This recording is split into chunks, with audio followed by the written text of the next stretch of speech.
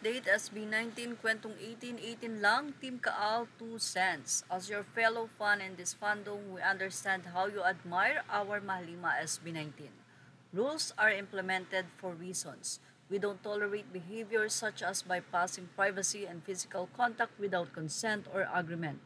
SB19 and 18 built this intimate bond and trust for years, only to be ruined by newcomers for self-gain. Let's protect our Mahalima and their trust to 18.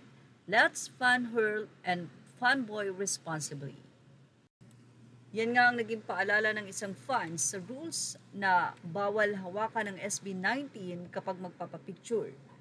So sa mga bagong 18, yan po ang kanilang paalala.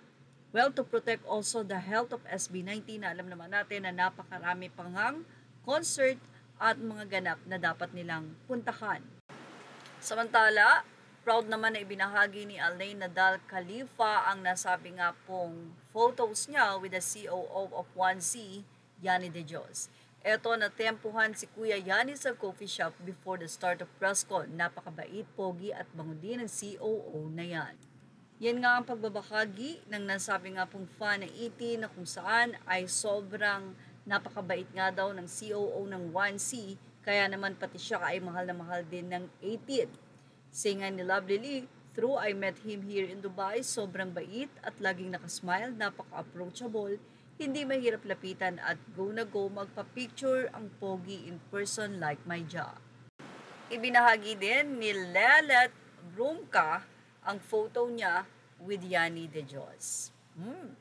Anyway, narito naman ang nilalaman ng nasabi nga pong recognition sa Qatar ng SB19. This plaque of appreciation is conferred to SB19 in recognition, yan po ang nakalagay, of their distinguished service and inspiring presence as the guest of honor during the unveiling of the Centro Rizal signage held on 16 of October 2025.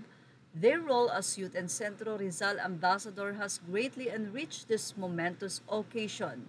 Their outstanding contributions to the promotion of Philippine culture and heritage through music truly inspired pride among Filipinos, especially the youth. Narito naman ang komento ng mga fans. In every country, they visit SB19 will be honored with plaque conferred as an NCAA Youth Ambassador. Yan ang pagkaiba nila as an artist. Yes, Caps, and they truly deserve this recognition. Congrats, mahal ko.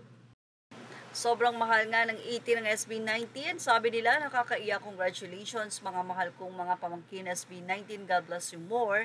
At ingat kayo palagi. Love from Tita 18. Congrats, Mahalima, SB19. Kahit anong pang down o issue ang iba to sa kanila, mas lalo pang dumadami ang blessings. Talagang marunong ang Diyos. Congrats, aming lima. Legit na resibo ba kamo? Congratulations SB19, well-deserved, nakaka-proud, iba sila, wow, truly deserving sa ganyang award, multi-talented, so to speak, down to earth, loving with care for parents, fans at teammates, so proud, love you all. So proud of you, Mahalima, congratulations.